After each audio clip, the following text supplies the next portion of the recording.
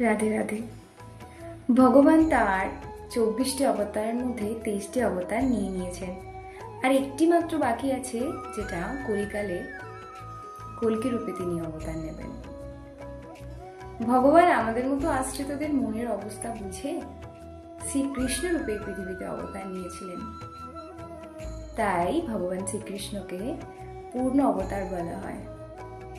কেন জানো?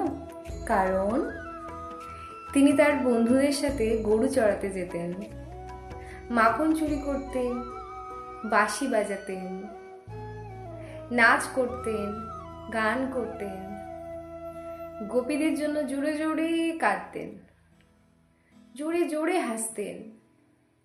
প্রচুর প্রচুর প্রচুর লীলা করে গেছেন তিনি এই রূপে এসে। তাই ভগবান শ্রীকৃষ্ণের এই রূপকে পূর্ণ অবতার রূপ বলা হয়। রাধে রাধে।